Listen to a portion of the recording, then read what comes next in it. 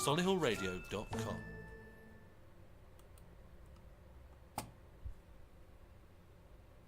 Charged with the rape and murder of a girl on the Isle of Bute. The boy didn't enter a plea and has been remanded in custody. The body of Alicia McPhail, who was 6, was discovered on Monday. Donald Trump will be treated to a black tie dinner at Winston Churchill's birthplace next week. Details of the US president's visit to the UK have been released. He'll dine with the Prime Minister at Blenheim Palace on Thursday before meeting the Queen at Windsor Castle the following day. Large demonstrations against him are expected, but these London-based Trump supporters don't think he'll care. He puts up with these protests all the time wherever he goes in the US, so I think he has thick skin. You always stand side by side with each other, and is this really the way you welcome a good friend? It's going to be really fun to see all of these Liberals whose worldview was shattered back when he was elected. Members of the Cabinet are meeting at the Prime Minister's country retreat as they try to agree on the UK's trading relationship with the EU after Brexit. Ahead of the talks, Boris Johnson and David Cameron met, but the former PM's aides are now rubbishing earlier reports. He agreed Theresa May's plans represent the worst of both worlds. Forensic investigators in hazardous materials suits are searching the hostel where one of 2 people exposed to Novichok lives. They've been spotted wearing gas masks at the property. In sport, the Williams sisters are attempting to reach the last 16 of Wimbledon. Live to Richard Newman on centre court. And Serena Williams is going fairly well in what's been a tricky match with Kristina Mladenovic. She took the first set 7-5. In the second, it's on serve and it's 4-all. But Venus, well, she's locked in a real battle with Kiki Bertens, who did serve for the match. She's got match point now as well into a deciding set. Sudden death now once one player gets 2 ahead. But Williams has saved that match point and it's still 7-6. And France are the first team through to the semi-finals of the World Cup in Russia over a win over Uruguay. That's the latest. I'm Victoria Lawrence.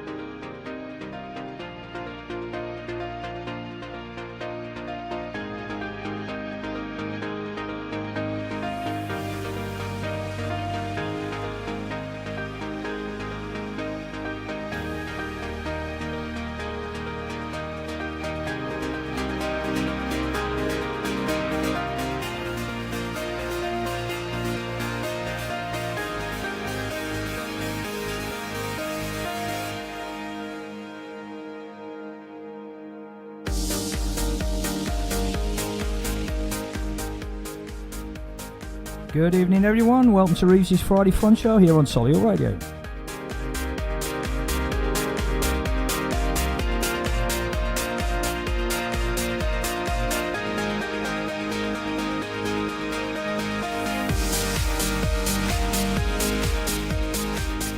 In today's show we have the usual mix of music, sport, chat, quizzes and much more.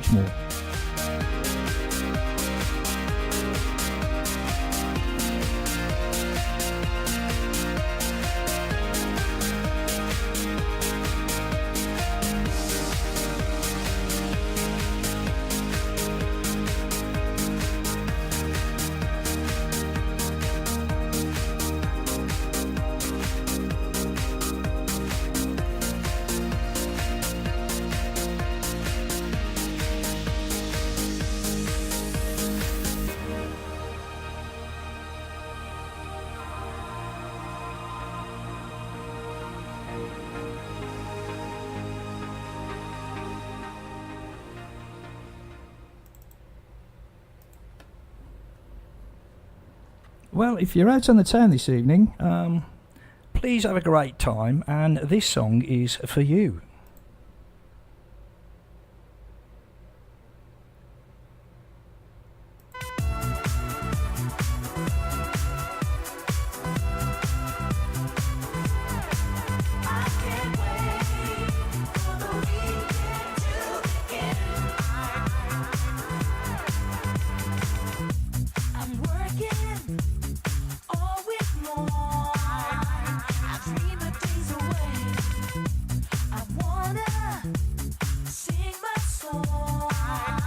So let the music play. I have to get my kids and fly tonight.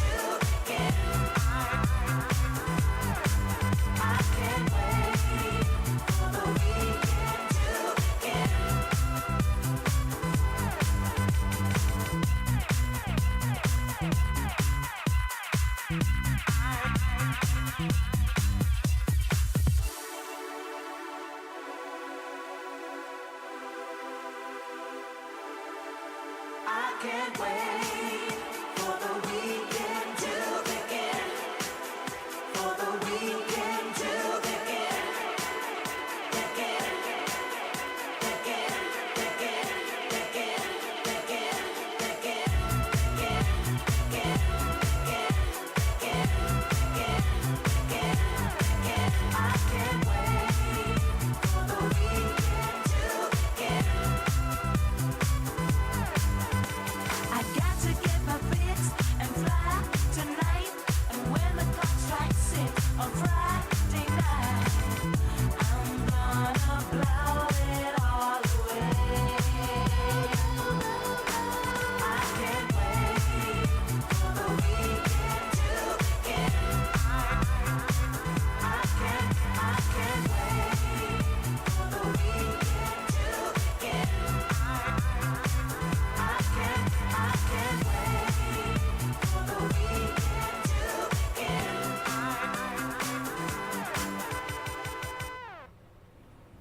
There you go. Can't wait for the weekend there, Michael Gray. Now, in tonight's show, we have music from the Pet Shop Boys, CeeLo Green, Rudimental, the Beatles, and many more of your favourite artists. We'll talk to former Blues and Albion footballer Darren Carter about his new role at Solihull Moors. We'll have some important info regarding hay fever and antihistamines. The telephone landlines, do we need them? Do you use yours? We'll find out what's on over the weekend, last week's news. We'll have some weird facts for you as well, and much, much more. And of course, you can enter our quizzes. Now, if you want to chat, then please, give us a call on 0121 777 8410 or text on 075 64303064, and then you can join in with us. Here's our next song, Celebration.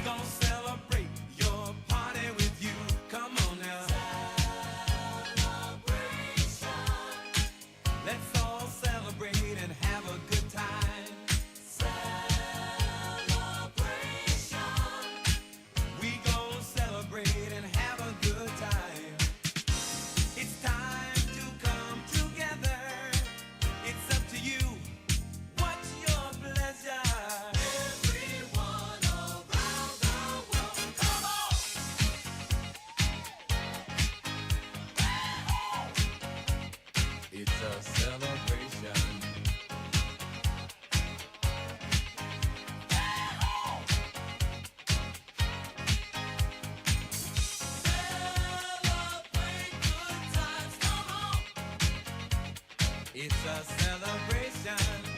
Celebrate good times, come on. Let's celebrate. We're gonna have a good time tonight. Let's celebrate. It's alright. We're gonna have a good time tonight. Let's celebrate. It's alright. Baby. We're gonna have a good time tonight. Let's celebrate. It's alright. We're gonna have a good time tonight. Let's celebrate.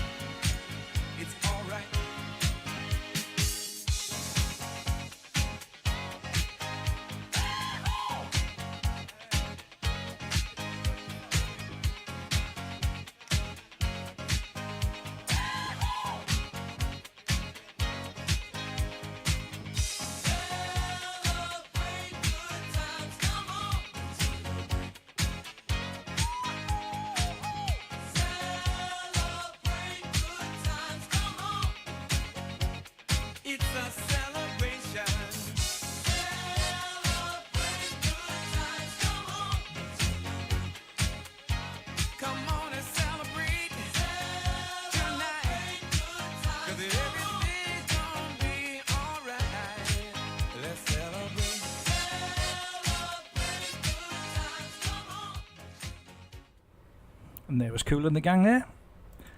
With Celebration. Now, I've had a great reaction to the quizzes on the show over the past 5 weeks.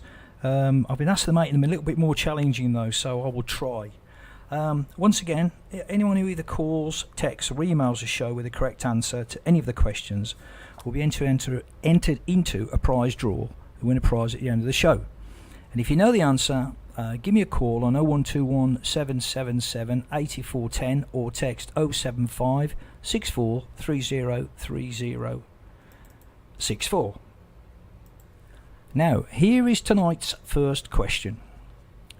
Which singer is selling his 2 Brit Awards for £5,000 each, with some of the profits going to a dog's home in Thailand?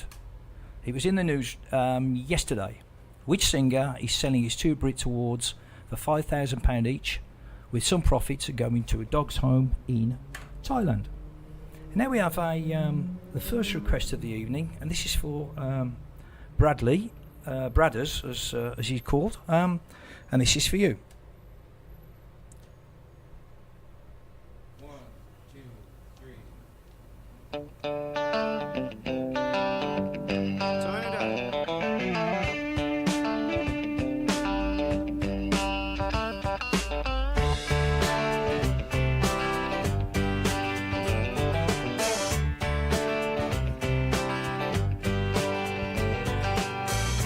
Big wheels keep on turning, carry me home just like you. Singing songs about the Southland,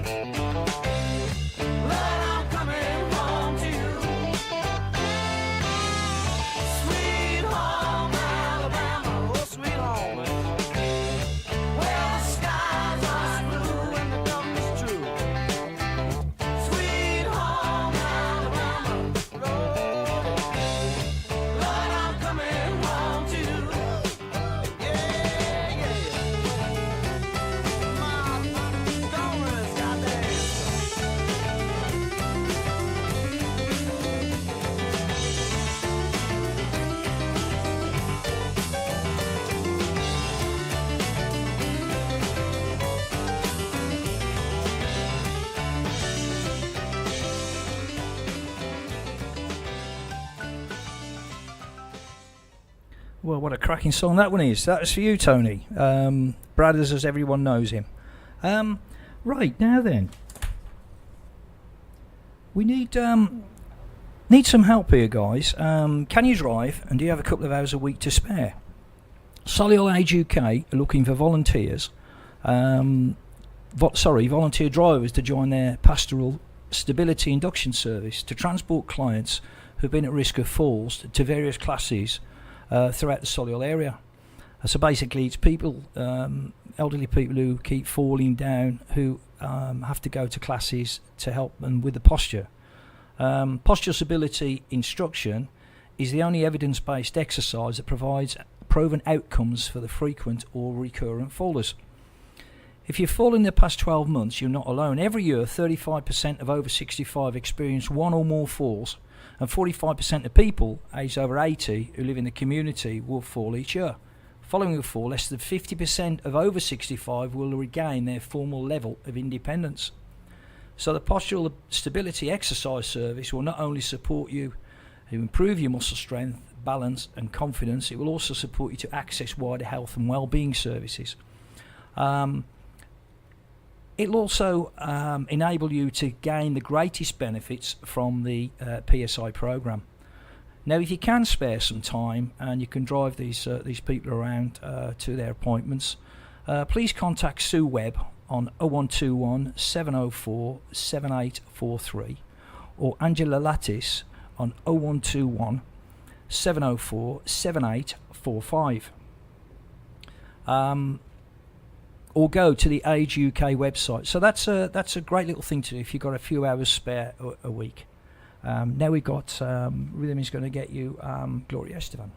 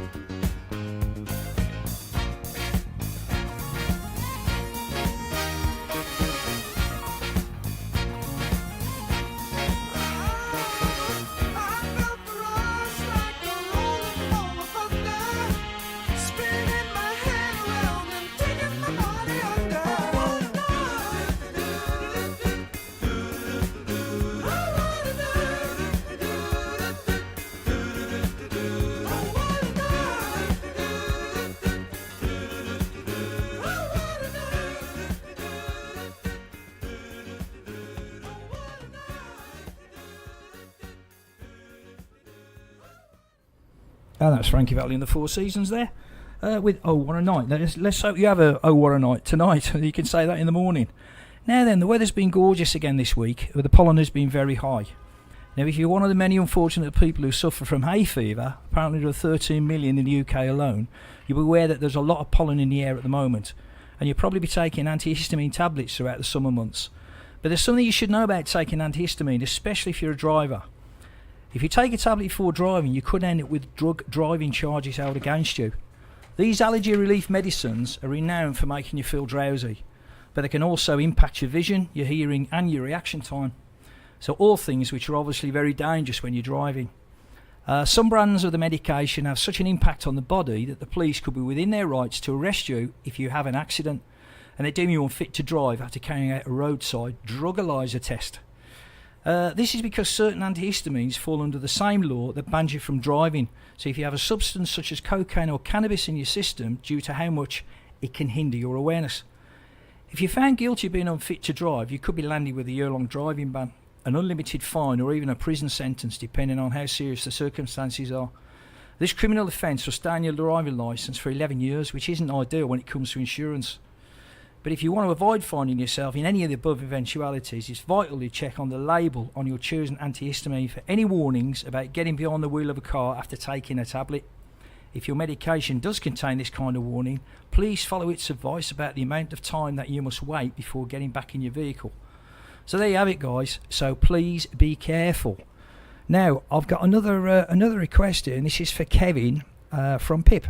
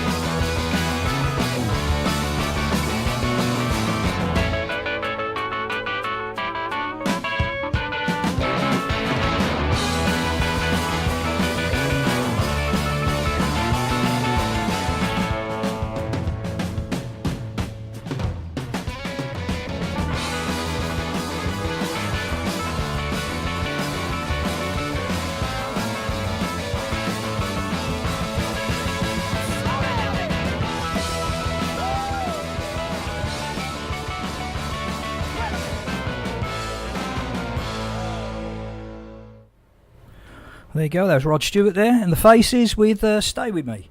Now then, as many of you know, I work at Solihull Moors on match day, so it gives me great pleasure to introduce my guest in the studio tonight, Solihull Moors club captain Darren Carter.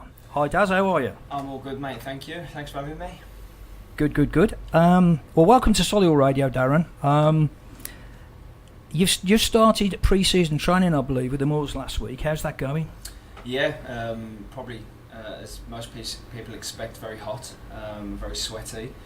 Plenty of running and conditioning work, but no, really enjoying it. And for me, it's my 18th pre-season, would you believe? So I'm used to it now and what to expect. But it's been a great first sort of 10 days for us, and lads have come back in really good nick. Brilliant. And they're all settling in well? Yeah, all the new signings. It's every club at this stage of the season. You'll have new lads coming in and trying to settle, and yeah, our lads have come in and got straight to it, basically straight to work, and they're good characters, good players, and it's shaping up nicely. Brilliant. Right, now, I was asked, when I mentioned that I had you on the show tonight, a couple of my mates said to me about Blues and Albion, but they don't really realise just how far and wide your career's taken you. I mean, you've been to 8 different clubs around the country. You're a Solihull lad, born and bred, and you started off your career at the Blues, where you were an apprentice. Was that the old-fashioned style of apprentice? It probably was where it was starting to change a little bit. Probably the lads a year or two older than me were the ones that still got to clean the toilets and clean the changing rooms and clean boots and all that sort of malarkey. But you got away with that. I kind of got away with it in a sense. It started to change a little bit, and I think it was more to do with the welfare officers and stuff like that at the club that basically said that the young lads, yes, they can clean boots and sweep the changing rooms, but as far as cleaning toilets and all that sort of stuff, that got a little bit discarded. So I was pretty lucky I didn't have to do that part of it. But yeah, an apprenticeship at the Blues, it was great for me because it was sort of grounded straight away that you had to work hard, you had to have a good attitude, and really the only sort of work you had to do other than football was to clean a member of the first team's boots. So yeah, I got away pretty lightly, I think. Whose boots did you clean?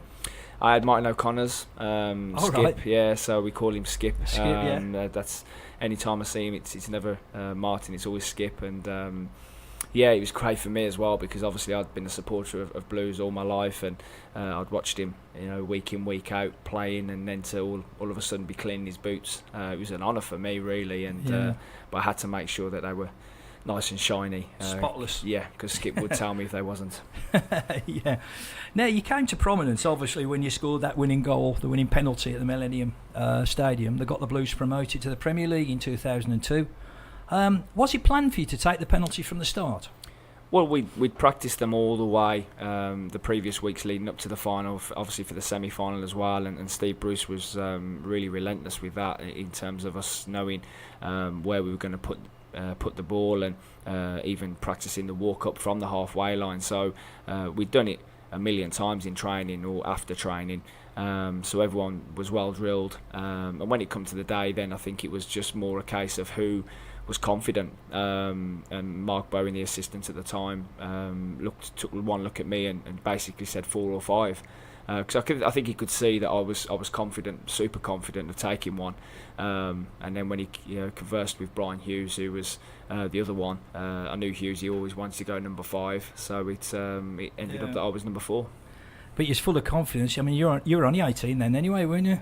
Yeah, and it's really weird, to be honest, that I've never had that sort of confidence stepping up to a penalty ever again. No, it's crazy, and I'd say that to people, and they look at me as if I'm joking, and that's the God's honest truth. I've never felt so confident stepping up to take a penalty. I knew I was going to score.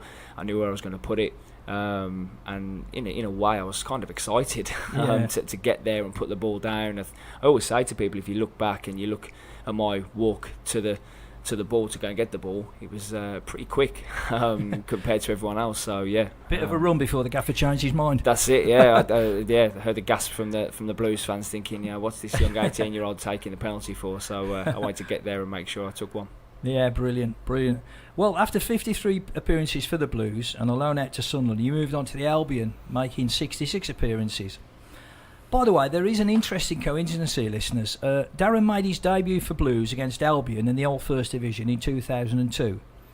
And then, they lost 1-0 on that one. And then made his Albion debut against the Blues in the Premier League in 2005, and they lost 3-2. Yeah, and I also made my Sunderland debut against Preston. Where, again, another one of my teams that I went on to play for. Yeah. So I've had some interesting debuts in my career. I've been sent off twice. Well, I also believe you were sent off for kicking Ronaldo, weren't you? Well, again, this is another thing that people ask me, and I think it's on Wikipedia or something like that, or it was, and it was in a game. I was in Toulon, in a Toulon tournament, playing for the England under-20s, and we played against Portugal, and Ronaldo was there playing for them. Now, it wasn't actually a foul on him that I got sent off for, but he was playing in the game. But people always, it got written down as if I fouled Ronaldo, so... but it wasn't him. You can always put it on your CV. Yeah, I don't. Yeah, I shouldn't probably say anything. I should have just left it. Yeah. But I doubt if he'll be coming to the Moors, mate. No, true. You never know. Yeah, as I say, people associate you with the Blues and Albion, but you most games in your career for one club was at Preston, where you played 108 games. Sorry, you were going to say something then? No, again, it sort of, obviously I spent pretty much the majority of my career at Blues, but it was only just because I was in the first team and in the youth teams before that. Actually playing first team, it was Preston, and I ended up signing a 4-year contract and actually staying there for pretty much 3.5 years. I was on loan to Millwall for 6 months of that. But yeah, that was sort of a move that was me moving away from home to start with. So it was a big change in my life in that sense, being away from Solihull and Birmingham. Living up and living away from home, and it really did sort of open my eyes and give me a real good experience in something different. All I'd known up to that point was Midlands football, Blues, Albion. So going there was great for my development as a footballer, I think. Yeah. So what sort of age was you when you went to the Blues as a kid? Well, I was there from probably when I was 11 or 12. Barry Fry was manager, and he actually scrapped the youth system at one point. I was there at that time, and so then I went away and had a couple of years where I was sort of majority of the time training at Wolves. And I say to people that I was very, very close to signing at Wolves as a schoolboy at 14. But at that stage, Blues then got the youth system back up and running. Got in touch with me literally a week before Wolves contacted me and said, we want to sign you, and I was never going to say no to that, so I signed for Blues. A week later, Wolves offered me a scholarship at their place, so timing is everything, they say. And, I'll tell you what, it's fate, mate, it's fate. Exactly. It was fate for you to get to Wembley, Millennium, and get that goal. Exactly. Yeah. Now, also, I think while you were at Preston, you had 3 different managers, didn't you? Did you find that unsettling at all, or did the lads find that a little bit awkward? Or it is, and whenever you change a manager, it's it takes sort of 2 or 3 weeks to sort of get to grips with what he wants and the changes he's going to make, and also whether you're in his plans. You can go from one manager who really likes you to another manager that might think, well, you're not quite for me. So it is for players. It is unsettling. It's not ideal, but it's all part and parcel of football. And unfortunately, now I think managers' lifespan in the job is 13 months, they tell me, so that's not long at all. Yeah, that's your Arsene Wenger. Exactly, yeah. Arsene Wenger or your Alex Ferguson's, but I think they're becoming a thing of the past. I think you're also. right, yeah. I think you're right. I mean, do you fancy management? I do, and probably the facts I've just said to you there that's what puts me off a little bit. Is the not so much the insecurity of it all, but when you're in a job, you want to know you're there for a decent amount of time to fulfil what you want to do and fulfil what the owners and chairman want you to do, and we see so many occasions now where managers go in and aren't allowed to do that. So that sort of worries me a little bit, whether I'd want that, or whether anyone wants that as part of their job. But on the flip side, the coaching side, I love that side of it. I love helping players. I love to help developing players. and I just feel like it's natural to me. So yeah, sort of 50-50 at the moment. Well, I've actually seen you coach, and you're not bad. You're not bad. Right, listen, guys, we're going to have a little bit of bit of a rest now, because our throats are a bit dry and it's really, really hot in here. So I'll just put another song on for you.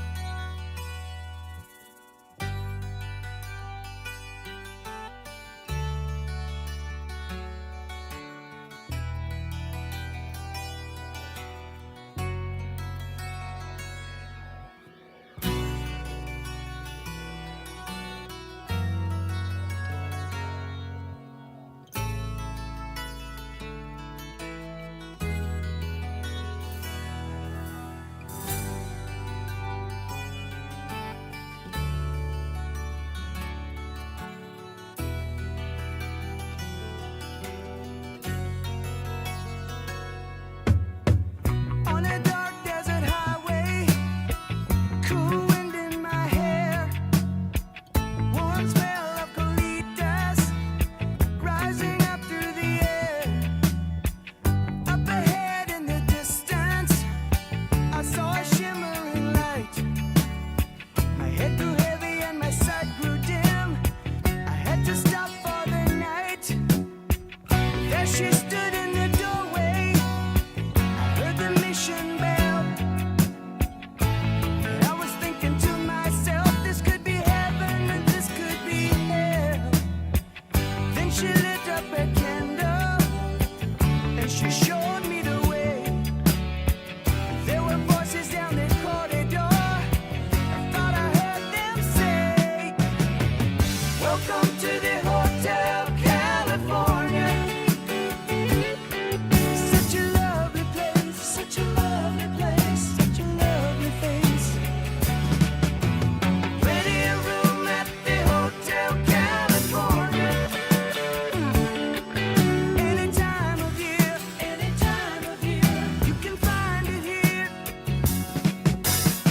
Her mind is Tiffany twisted. She got the Mercedes Benz. She got a lot of pretty, pretty boys she calls friends. How they dance in the courtyard, sweet summer sweat. Some dance to remember, some dance to forget.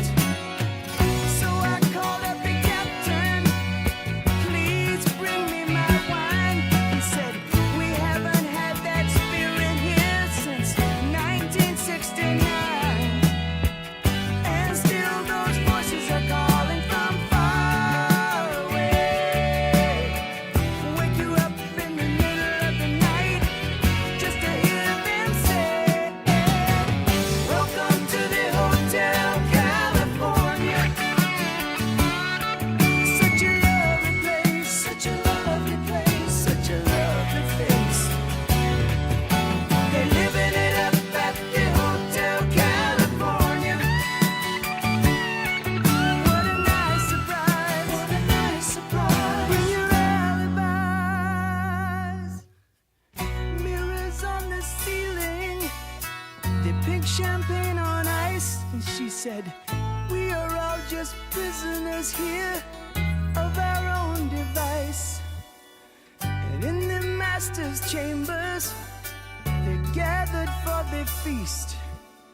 They stab it with their steely knives, but they just can't kill the beast.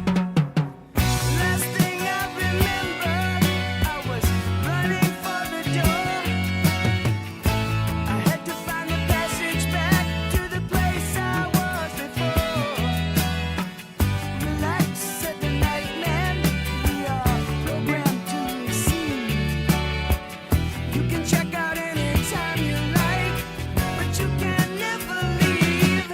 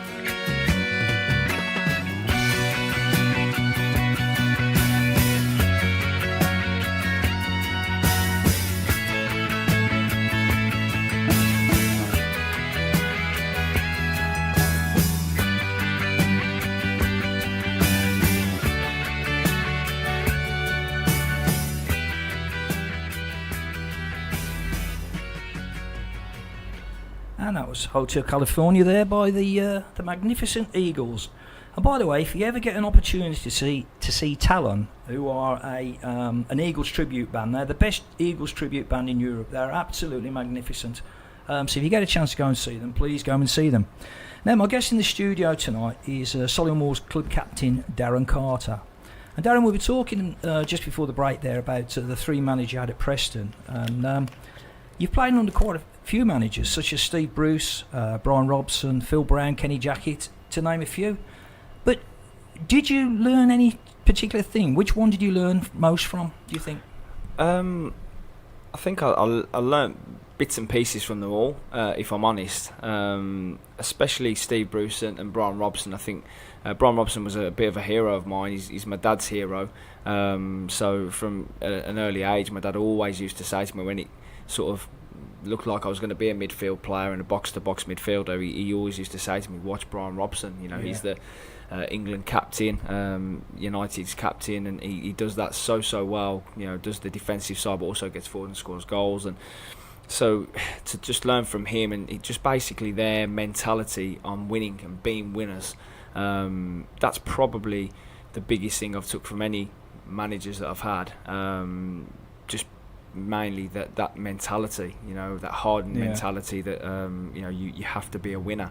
But then again, you know, your Kenny Jacketts, your Alan Irvines, Phil Browns, they've all got little bits and pieces to them that I liked.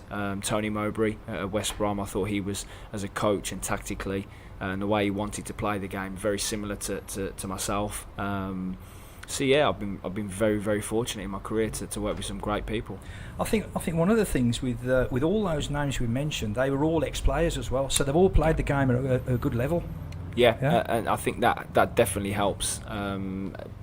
Being a manager, is having that or had that player mentality. Because I think for me now, the biggest part of management is man management, is managing your players, and again, it goes away from football as well. It's just being a good people person, and knowing how to motivate someone, challenge them in the right way, and obviously tell them if they're not pulling their weight.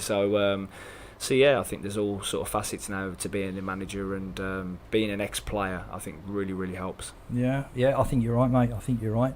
Now, you've been at Solihull Moors now for a season as a player, and you've recently been appointed manager of the club's youth academy. Yeah. But before we talk about that, I've got to mention last season's Great Escape. What an achievement that was. It was, and if you'd asked me on Christmas Day what I foreseen for the club, it wouldn't have been at all pretty bleak, to put it lightly. And the turnaround really from that game at Barrow, I think it was on the 28th of December, where we come from behind and won.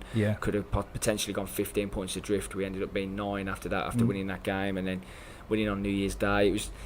I think that was the turning point, and all of a sudden then we got a few players in the door that were good, solid players at that level, and we clicked, and all of a sudden that bit of momentum, or that winning mentality that we hadn't had all season, clicked into gear, and all of a sudden in football momentum's massive, and we rode that wave all the way through to the end of the season. Yeah, I mean, as you mentioned January when it all began to happen, up until then we had, and I'll say we had because I'm a big Moors fan and been involved with the club for years, we had 11 points with 3 wins in 19 games, and we were rock bottom of the National League, as you say, in January, when Mark Yates, Tim Flowers and Gary Wall were appointed.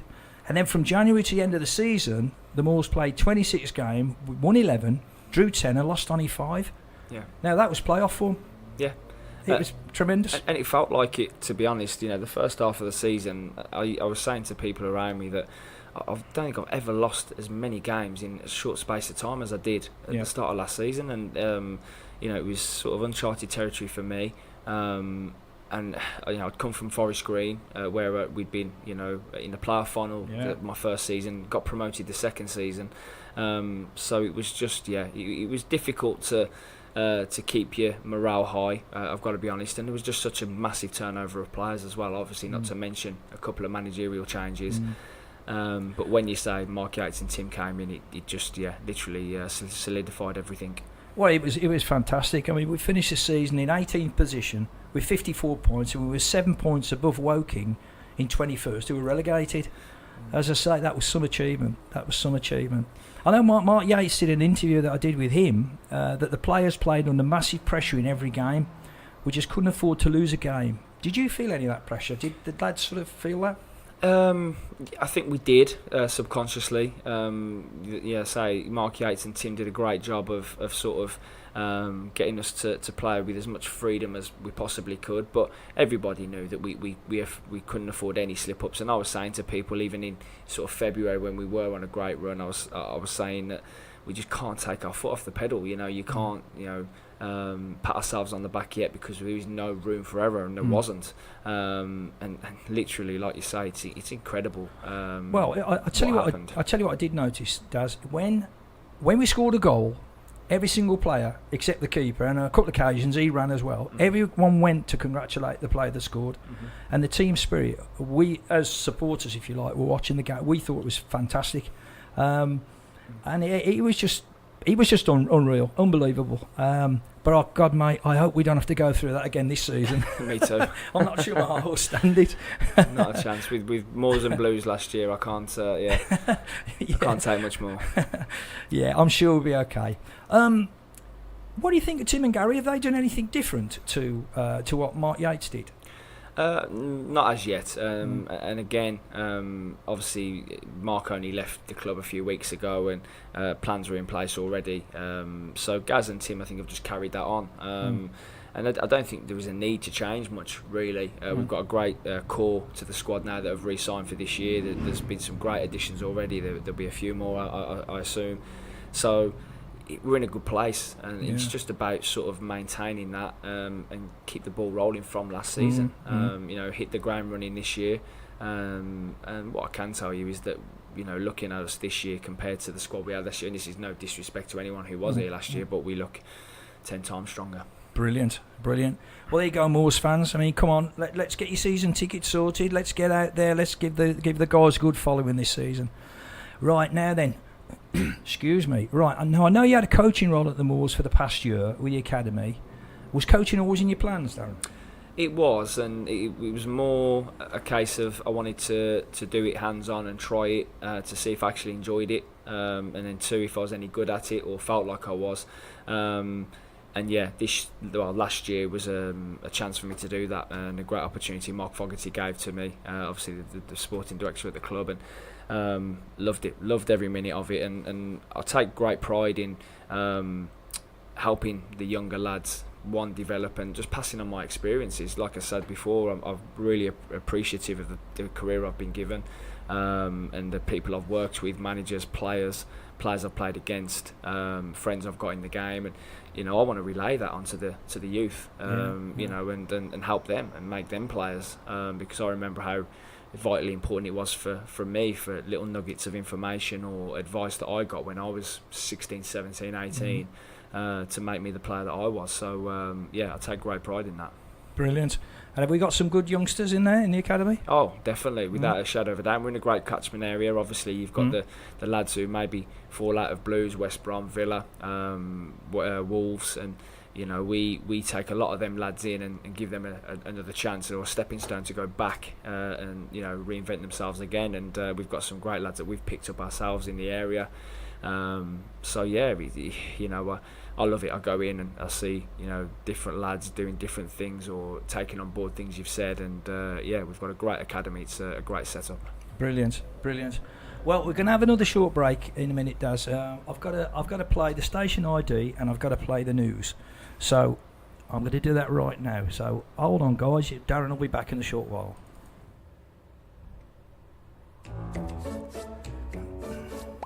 Solihullradio.com.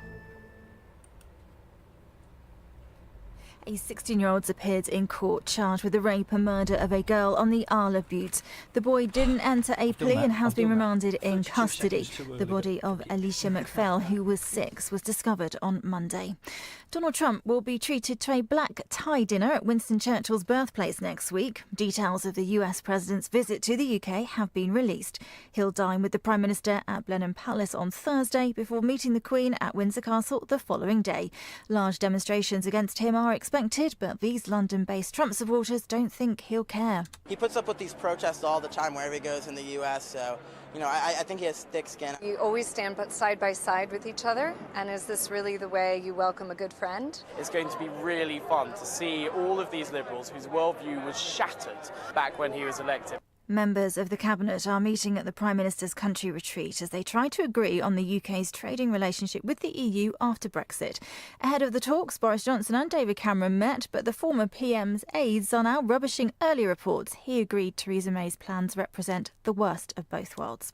Forensic investigators in hazardous materials suits are searching the hostel where one of two people exposed to Novichok lives. They've been spotted wearing gas masks at the property. In sport, the Williams sisters are attempting to reach the last 16 of Wimbledon.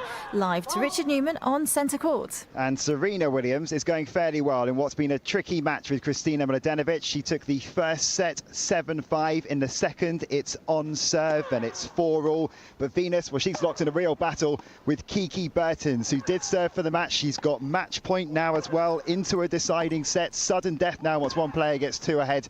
But Williams has saved that match point and it's still 7-6. And France are the first team through to the semi-finals of the World Cup in Russia over a win over Uruguay. That's the latest. I'm Victoria Lawrence.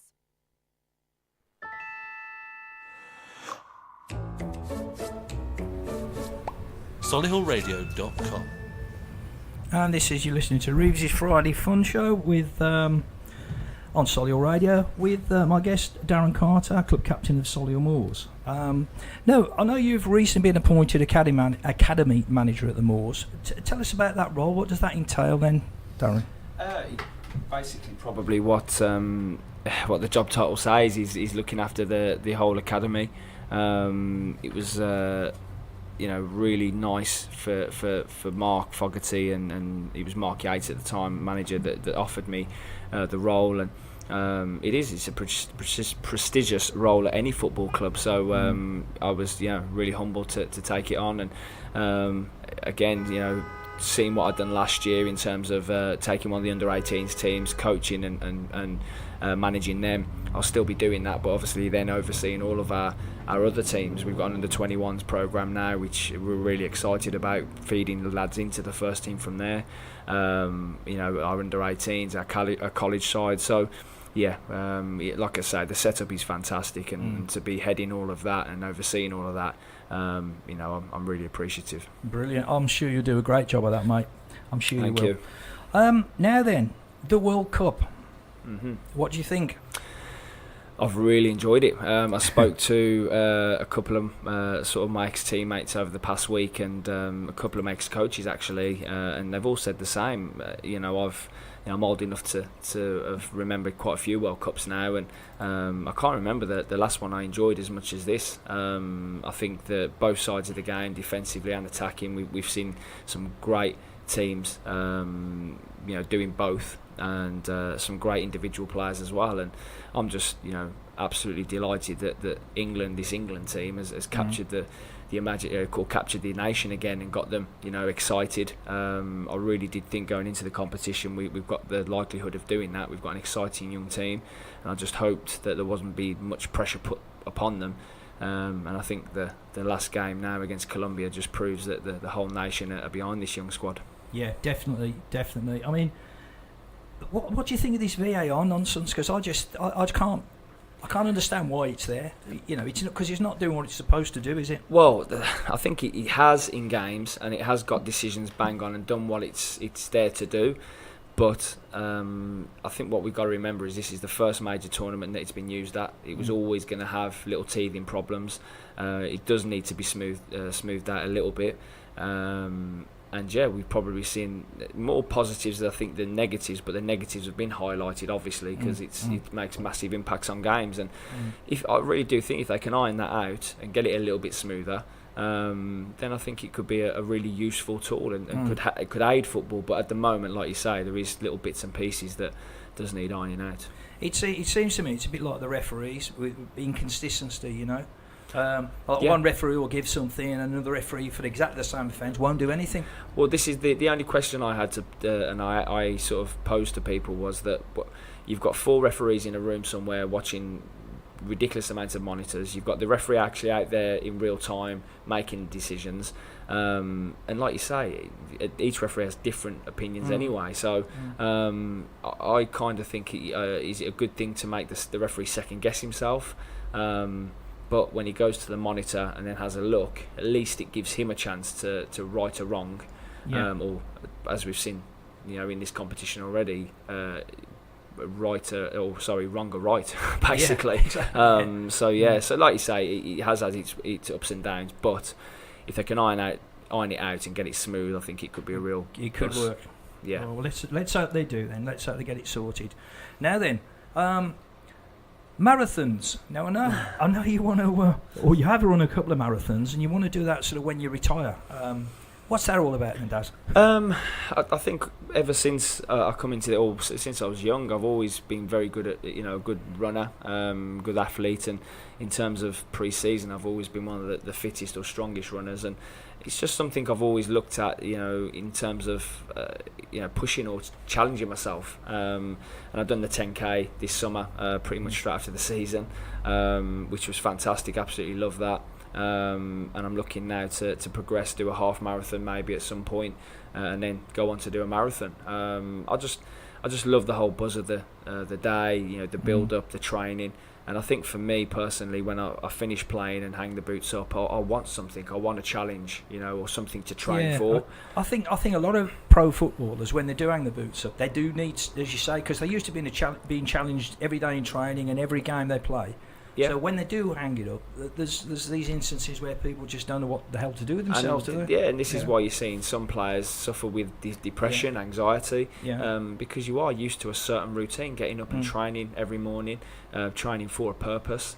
And when you finish playing, that purpose is took away from that and that routine. So, for me, doing marathons and stuff like that, and again, raising money for charities, and I just love the whole build up and the actual day of it, and I hope to in the future do maybe do a little bit of globetrotting as well, and go to New York and different Boston, ones. I'd love to do that. Yeah, brilliant, absolutely brilliant. Listen, Darren, I'm going to wish you all the best in your new role at the Moors, and all the best, obviously, for next season for the Moors. I'll be there every single game. I will, yeah. And there's only one song I can really play at the moment, isn't there? So here we go.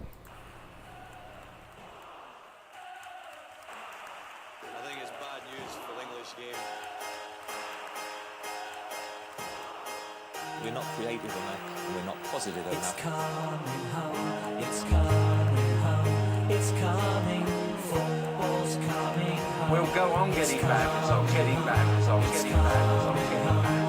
It's coming, football's coming home, it's coming home, it's coming home, it's coming, football's coming home, it's coming home, it's coming home, it's coming.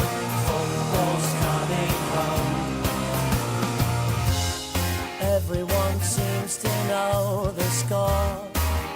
They've seen it all before. They just know they're so sure that England's gonna throw it away, gonna blow it away. But I know they can play, 'cause I remember 3 lines on a shirt, Jules Rimet still gleaming, 30 years of hurt never stopped me dreaming.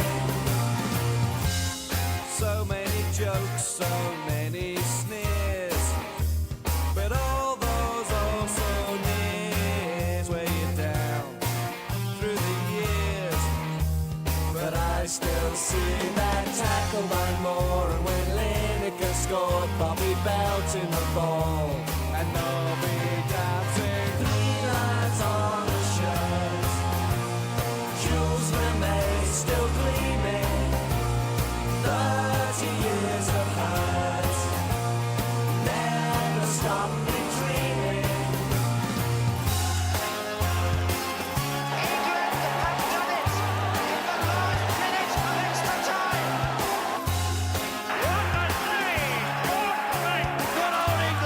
England that couldn't beat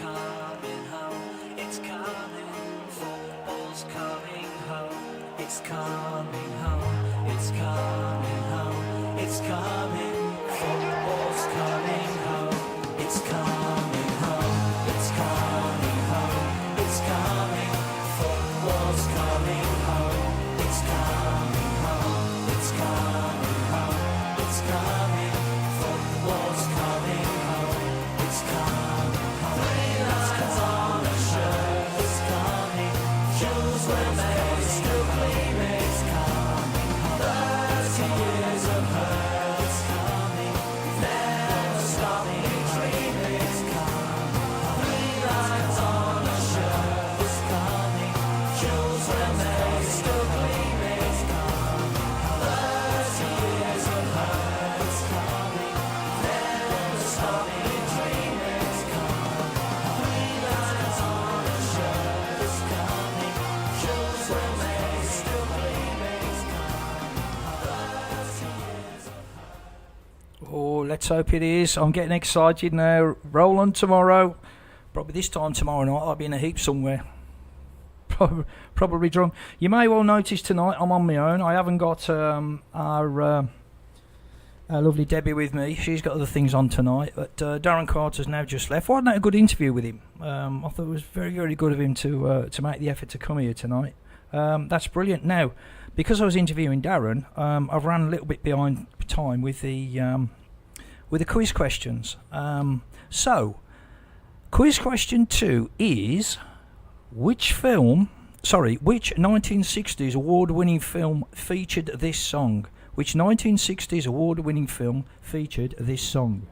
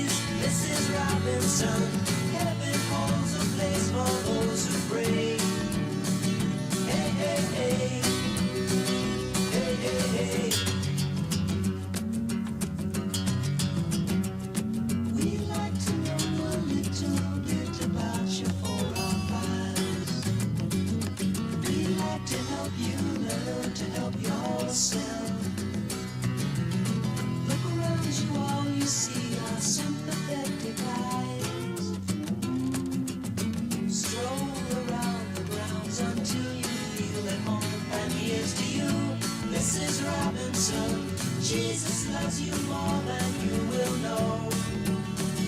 Whoa, whoa, whoa. God bless you, please, Mrs. Robinson. Heaven holds a place for those who pray. Hey, hey, hey. Hey, hey, hey.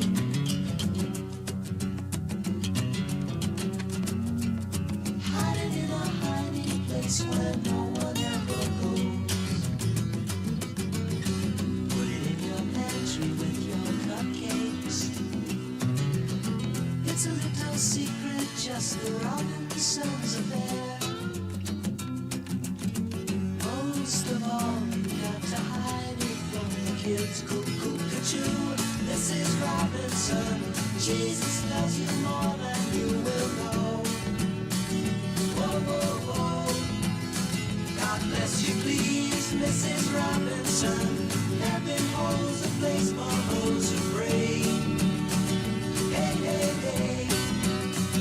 Hey, hey, hey.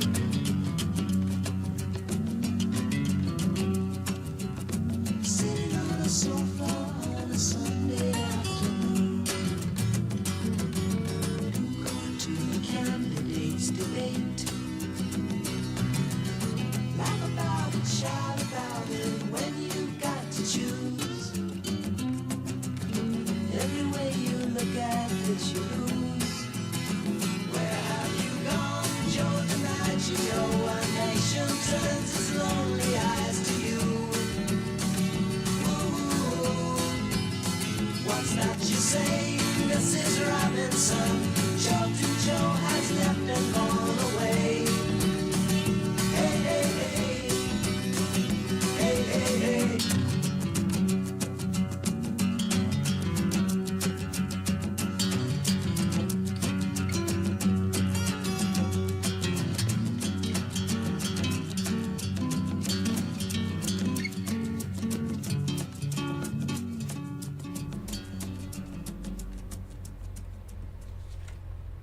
And that was question 2 of your questions tonight. Which 1960s award-winning film featured that song?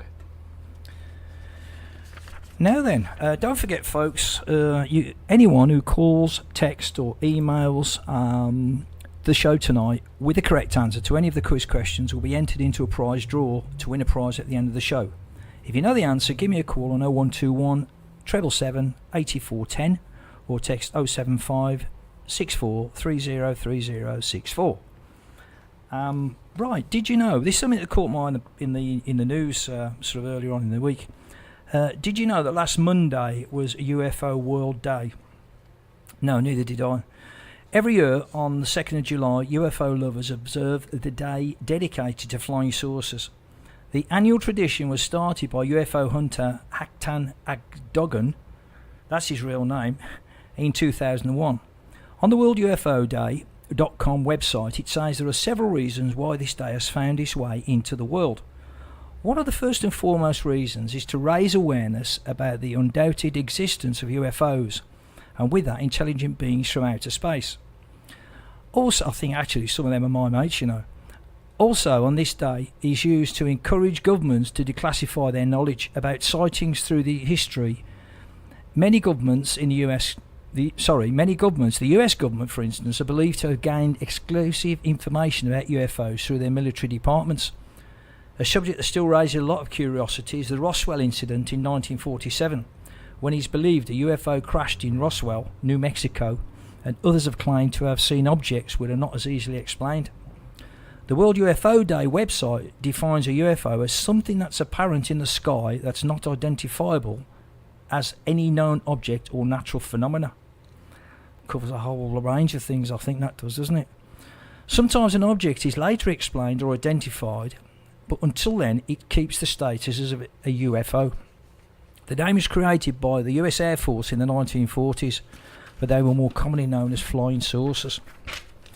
Now, you could celebrate it in many different ways, including watching UFO movies, taking part in discussions about alien life, indulging in some of the strangest sightings, or just do as I did and go down the pub. Let me tell ya, and it's a world that man can eat at all. When things are big that should be small. Who can tell what magic spells we'll be doing for us? And I'm giving up my love to this world, only to be told I can't see, I can't breathe, no, not where we'll be. And nothing's gonna change the way we live, 'cause we can always take but never give. And never things are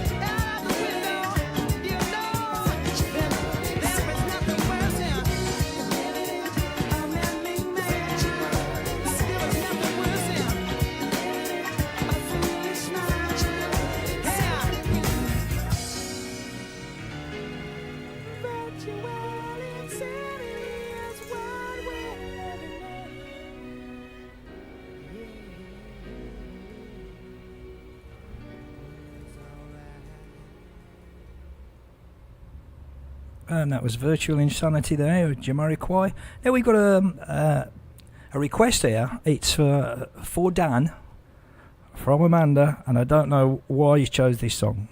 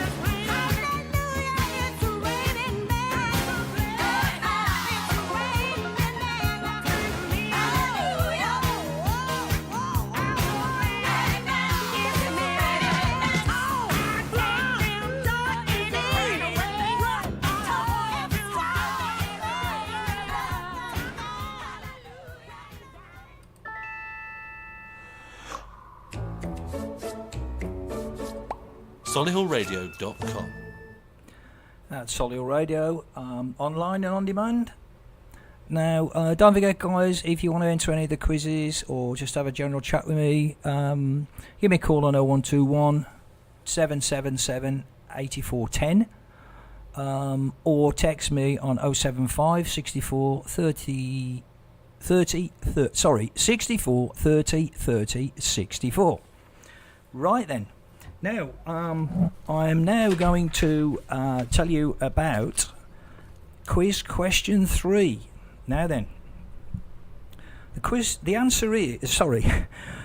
question is, who duets on this song with Ricky Martin? Who duets on this song with Ricky Martin?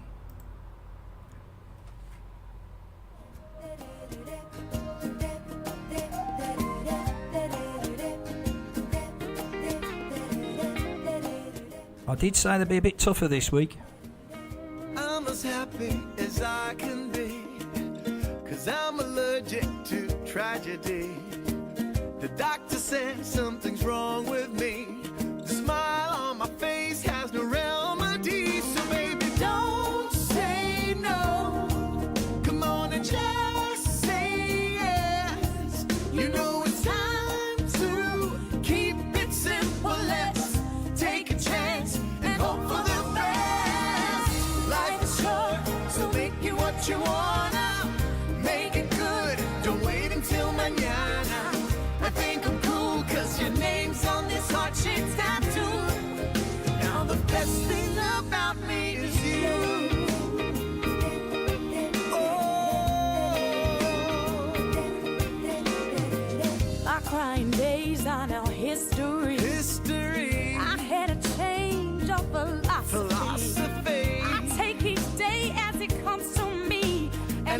take myself all that seriously. So baby, don't say no.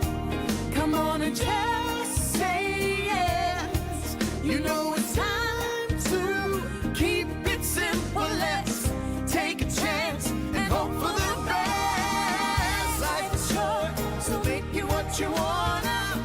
Make it good, don't wait until mañana. I think I'm cool, cause your name's on this heart-shaped tattoo. Now the best thing about me is you. It's you. Oh, the best thing about me is you. Now the best thing, oh, yes it is. It's true. Kick off your shoes, lay back and take a load. Give me your blues, let me love it away. Nothing to lose, so don't act like such a grown-up. Stay out all night in the moonlight with me. All night, baby. Come on and just say yes. You know it's time to keep it simple. Let's take a chance and hope for the best. Life is short, so make it what you want.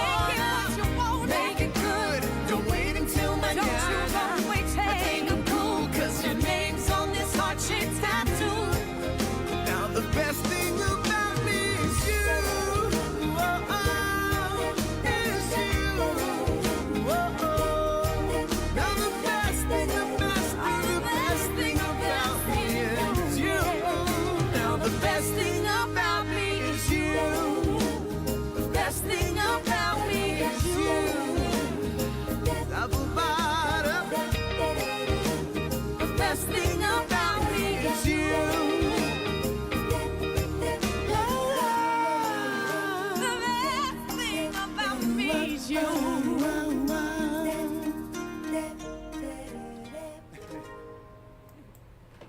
So, who was that then who was duetting there with Ricky Martin on that song?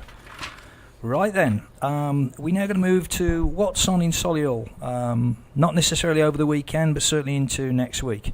And if you fancy a movie, check out Cineworld in Touchwood Centre, which has a full programme over the weekend, including Adrift, Hereditary, Ocean's 8, Deadpool 2, Jurassic World Fallen Kingdom, and Solo, a Star Wars story. Cineworld is also offering cut price deals for the kids in their Movies for Juniors scheme, which features Tad the Explorer and the Secret of King Midas, and Nutjob 2, Nutty by Nature. For further information, check out the Cineworld website. Now, if you fancy a bit of culture, Pride and Prejudice by Jane Austen is being performed on Tuesday in Bruton Park in Solihull. This is a classic tale performed by the lake in Bruton Park, and it starts at 7 o'clock. Now, tickets are £12, £11 for concessions, £7 child in advance. The arena opens at 6 o'clock. Bring your own seat and blanket. The tickets on the gate are £13 and £12 for concessions and £8 per child. To book tickets, please go to the Core Theatre website. Now, tomorrow is Shirley Carnival, and this year's carnival will take place in Shirley Park, starting at 12 noon, and it will have a beach party theme. In keeping with the theme, there will be a steel band, and both a limbo competition and a surfboard competition, and of course Punch and Judy. And to complement the theme, there'll be Seaside Rock with Shirley Lyons lettering we'll be handing out to the children. All your usual favourites such as the Shirley Silver Band, Animated Dance Company and Castle Time Leisure will also be there. And also, I've been asked to just mention, building on the success of last year's initial schools gardening competition, Shirley Lyons again will be holding this during the spring under the guidance of Knockcuts Garden Centre, which will be presenting the prizes on the day. If your school would like to enter, please contact one of the Lions, which is Jackie Culliford, on 0845 833 9547. Tomorrow we also have Alton Park Life at Langley Hall Park. It's 12 o'clock till 4 o'clock tomorrow afternoon. I don't know what's going to happen with the football there. Come and enjoy the great afternoon at Langley Park at this event, supported by Alton Residents Association, Churches Together and U3A, to raise funds for local charities. Entertainment includes a dog show, real wild animal experience, a swing band, DJ, fairground rides, free activities, entertainment, catering stalls and much, much more. Free entry, but any donation will be given to local charities. Parking is available at Langley Secondary School.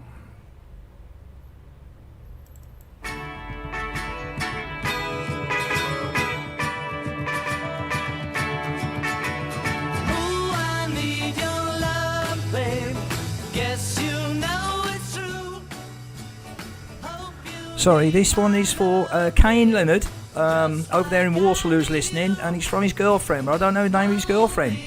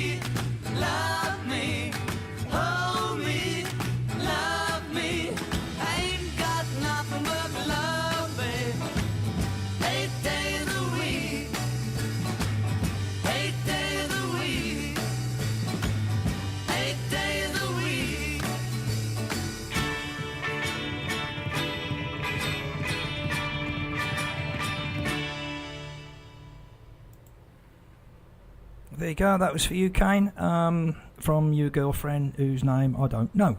Sorry about that. Right, another couple of what's-ons here. The Friendly Folk dance group, which has been established in Solihull for 30 years. Folk dancing is an activity which combines physical and mental exercise in a sociable atmosphere.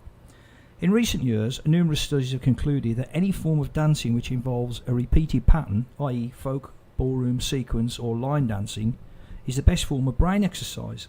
Of these, folk can mostly be danced without any unusual footwork and is thus the easiest for beginners. Friendly Folk welcome newcomers of any or no experience, with or without a partner. It costs £3.50 a week and the first week is free. Now, the future dates are Monday the 9th of July, 7:45 to 10:15. Monday the 16th of July, Monday the 23rd of July, and Monday the 30th of July. 7:45 to 10:15 each one, and it's at Elmdon Heath Community Centre, Cornix Lane, Solihull, B91 2SF. Or for further details, phone 0121 444 1492. Now, a Solihull-based pastry chef has made it through to the quarter-finals of Britain's toughest baking competition. Darren Collins and his sous chef Bharat Chandigra from Resorts World have made it through to the final 5 of Bake Off, the professionals on Channel 4.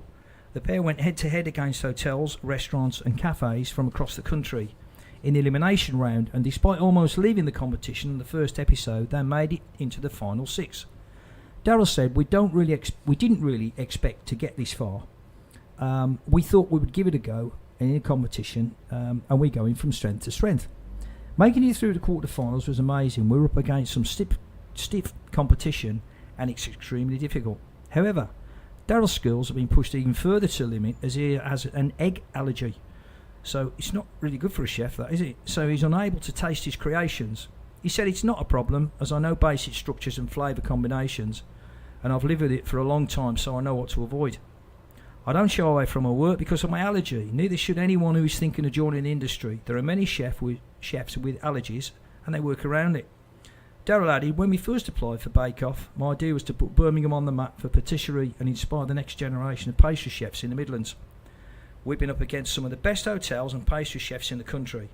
But now that we're through to the final rounds, I feel like we got everything to play for. I owe a lot to Resorts World, he said. They've allowed him to be creative with his team and have backed him from the opening of the resorts to where they are now. The next part of the journey is to see if we can smash it on the bake-off and try to get through the grand final. The 5 teams will be whittled down before the grand final on Sunday, where the top 3 teams will be asked to create a patisserie banquet in a bid to win the title. Sounds lovely, doesn't it? Darryl, we wish you well, mate. We really do. Now then, quiz question 4, because I ran out of time last week and never got around to it.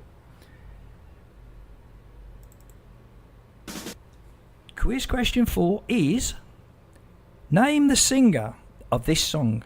Name the singer of this song.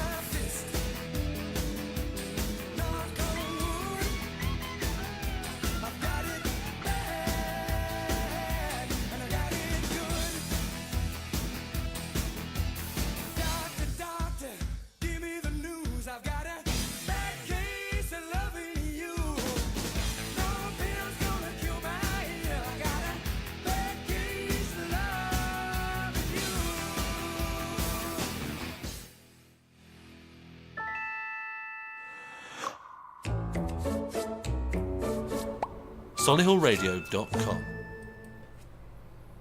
There you go then. And the final quiz question there was, who sang that song?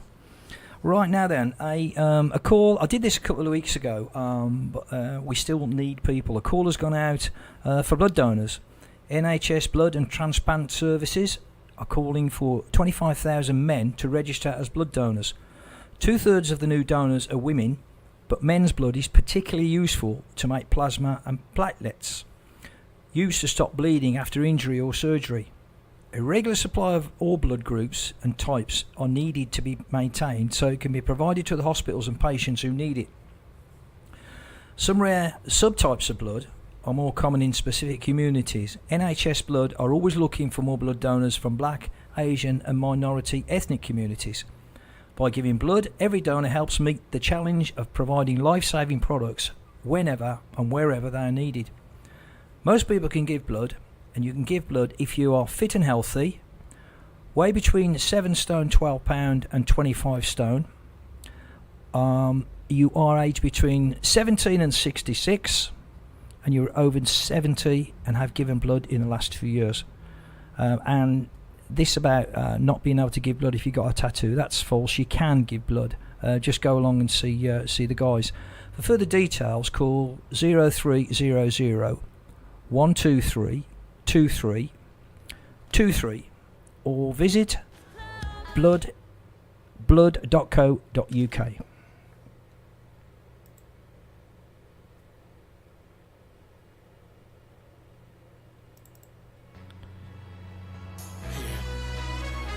Let me hold you.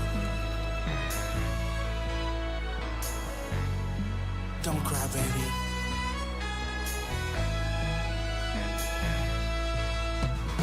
If this makes you cry, doll, I didn't mean it. Next time I should lie.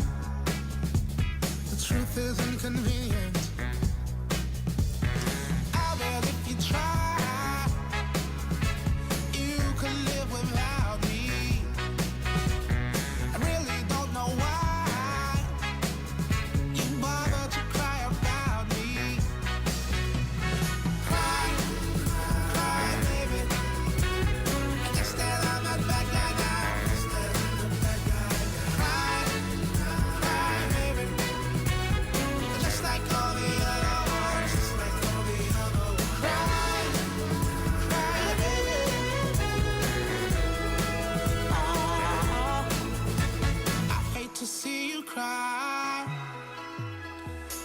to say I've seen it. We should say goodbye. This time really mean it. When some time goes by, I'm sure that you'll feel better. But if she needs to cry, then maybe I should let her. Cry, cry, baby.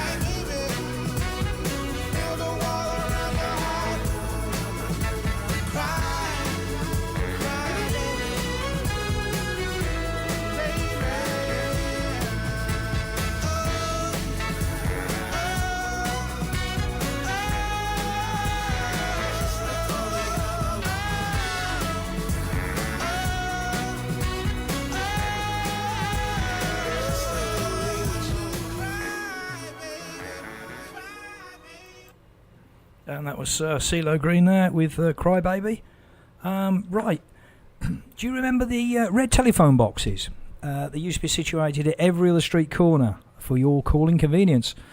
Well, it looks like Superman will have to find a new place to change because they're quickly becoming a thing of the past, except airports, of course.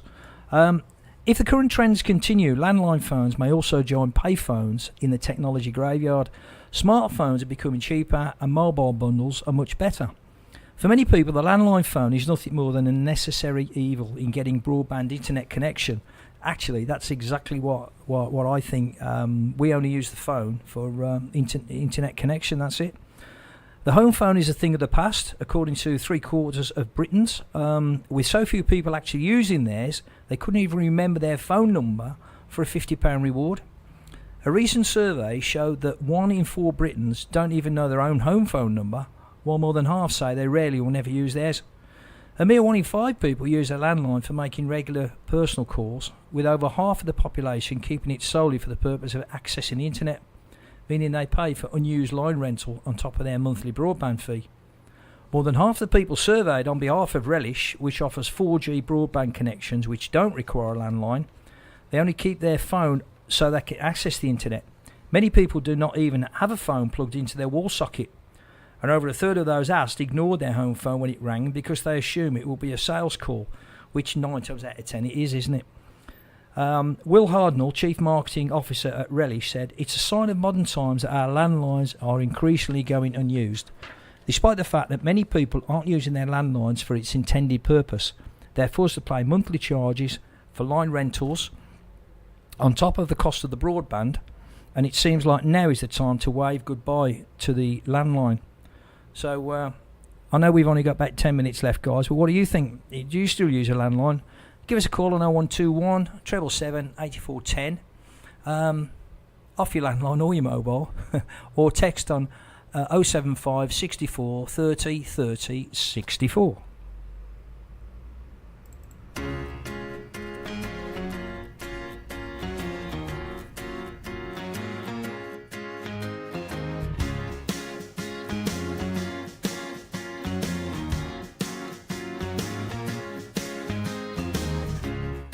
I'm not surprised, not everything lasts.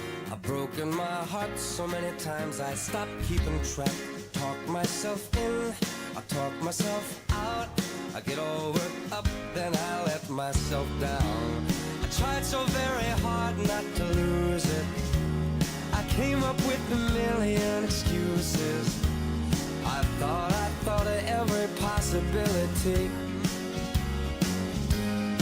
I know someday that it'll all turn out. You'll make me work so we can work to work it out. And I promise you, kid, that I'll get so much more than I get. I just haven't met you yet.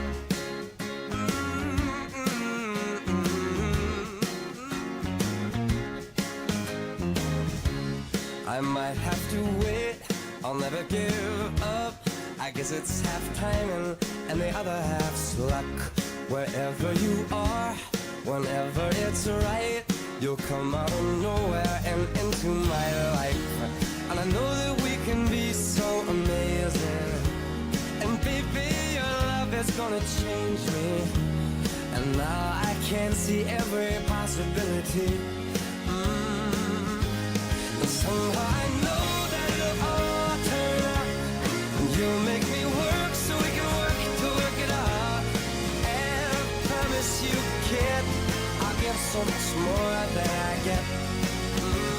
I just haven't met you yet.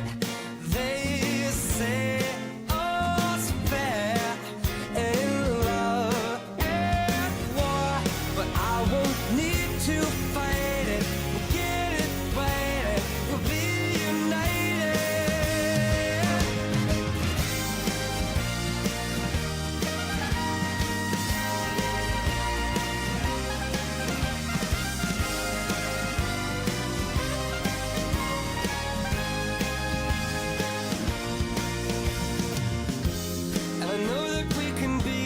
Amazing, and being in your life is gonna change me. And now I can see every single possibility.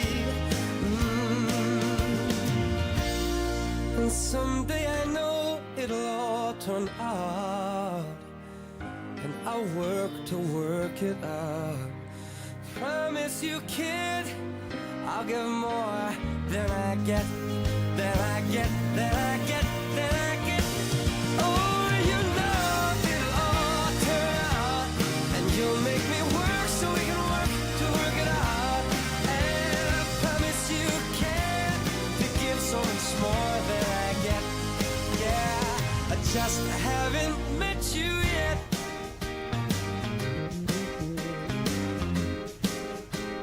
I just haven't met you yet. Oh, I promise you can't to give so much more than I get.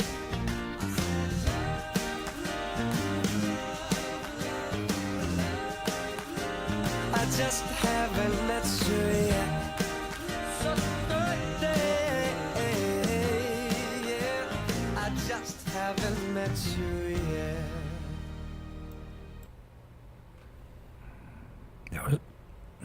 That was Michael Bublé. He hasn't met her yet. Right, now then, just another bit of a warning here for you. You should brace yourself for Flying Ant Day. Apparently it's going to hit the UK early this year because of the heat wave. This is what experts have said. Swarms of the winging insects descend on the country in early to mid-July each year as the flying ants take flight in search of a mate. The UK's Entomological Society, come on, it's hard to say that, said flying ants usually swoop on the UK in July, but this year there's a possibility that pests could be seen earlier. The ants fly on certain days at certain times of the year. They're very good at predicting the weather, and therefore their flight depends on the weather conditions. It's definitely possible that due to the warm conditions the UK has been experiencing in recent weeks that we could see flying ants earlier this year. Professor Hart said billions of ants all swarm at once in order to confuse predators, giving them the optimum chance of survival. And pest control company Rentokil said that ant-related call-outs have already increased by 148% up to now. So there you go, you've been warned. These pesky ants, flying ants, they get everywhere, don't they? Right, now what I'm going to do now is give you the answers of the quiz questions. So quiz question 1 was, which singer is selling his 2 Brit Awards for £5,000 each, with some of the profits going to a dog's home in Thailand? The answer is Will Young.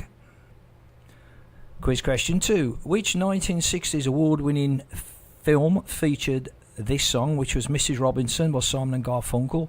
That was The Graduate. Quiz question 3. Who duets on this song with Ricky Martin? That was The Best Thing Is About Me Is You. The answer is Joss Stone. The Soul Queen, Joss Stone. And quiz question 4. Name the singer of this song, and that was Bad Case of Loving You, Robert Palmer. We'll draw the winner in a short while. Let me just play you another tune.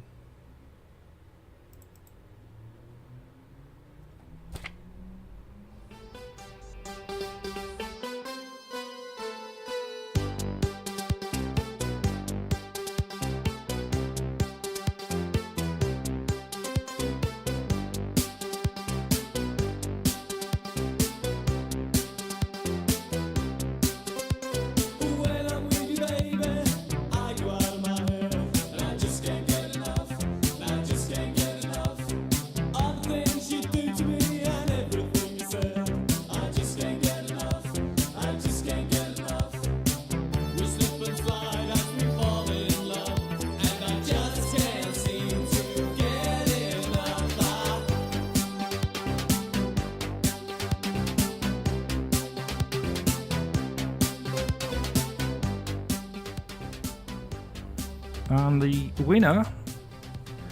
winner of our quiz prize tonight is Thomas, who lives in Shirley. I'll be in contact with you soon, Thomas. I've got your number. Congratulations and well done. Well done.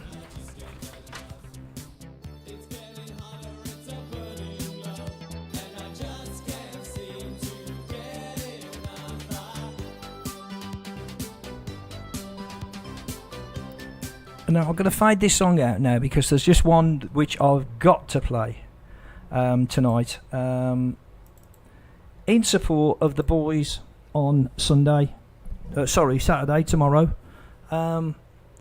Come on, boys, do your best.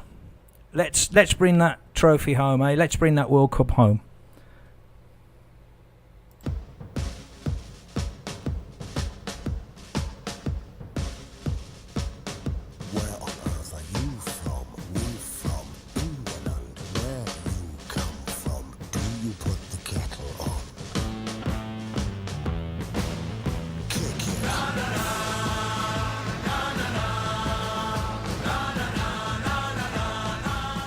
Ooh, I'm getting excited now. I'm getting excited.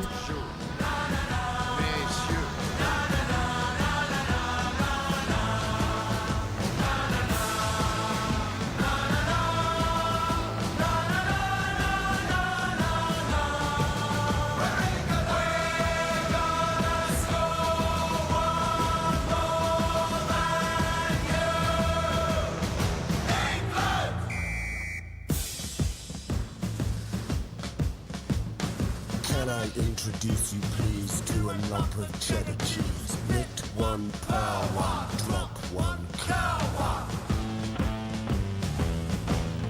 Kick it.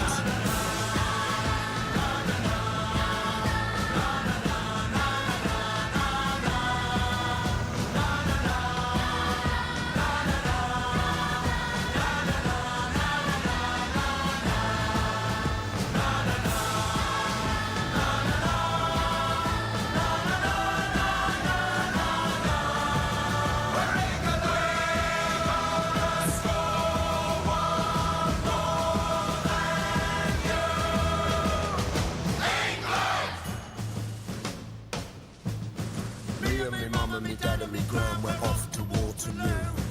Me and me mum and me dad and me gran in a bucket of Vindaloo.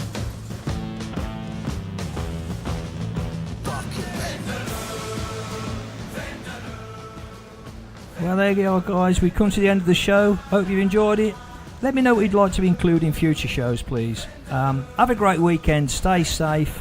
See you next Friday. I'll leave you with this song. Come on, England.